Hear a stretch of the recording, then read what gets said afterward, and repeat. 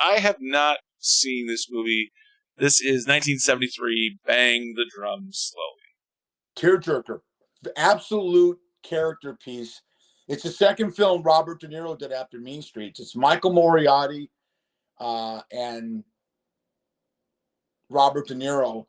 And Moriarty's this jocular pitcher, fictitious team, obviously a pro team, but it's fictitious.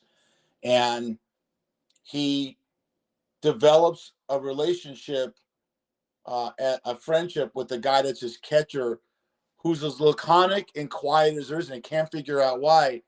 And the guy, unbeknownst to everyone, he's got stage 4 Hodgkin's disease, and he's trying to keep it from the team because De Niro's a great player, and De Niro's just as quiet can be, and he doesn't like the fact that this guy's so out there and full of life. And you see their relationship go through this film. It's very, very, very, very. I'm not going to give away the end. You can figure it out, but it's a tearjerker. But baseball unites two guys from two different backgrounds, and they couldn't be any more far apart in personality. I recommend it. It came out in 1973.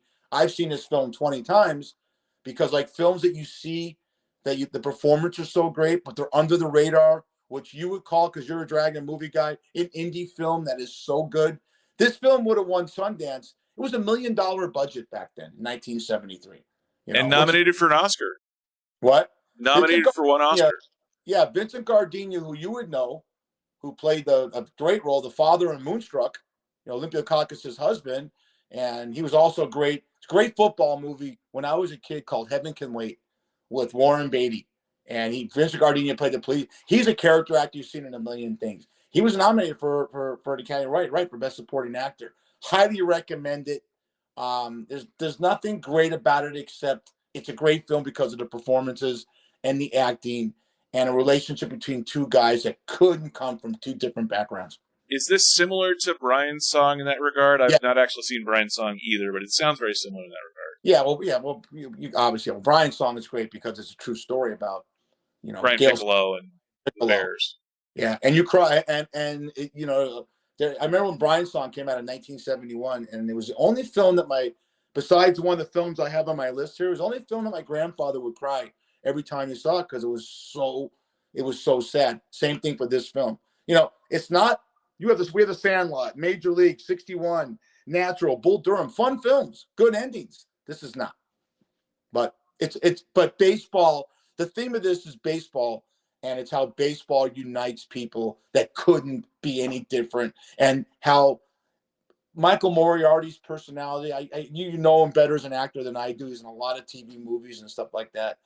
It's how he engages this guy that just wants to keep this hidden, doesn't want anyone to know. So.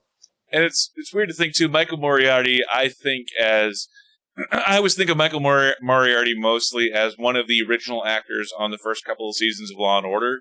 So when I think of Michael Moriarty, I think of him as the assistant district attorney before Sam Waterston comes along. So right.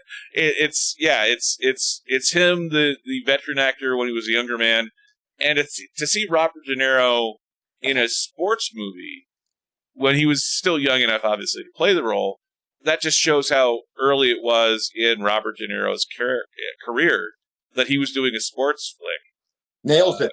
Yeah, nails it. The catcher nails it. And so, you're right. After Mean Streets, before Taxi Driver, before Godfather Part 2, if I remember right. So this is right before he's a name, but he's not Robert De Niro yet. I mean, he's Robert De Niro, but he's not Robert De Niro as of yet. So, yeah, it is fascinating to see. And I've not seen this. I'm just kind of judging this based off of the IMDb page and hearing your stories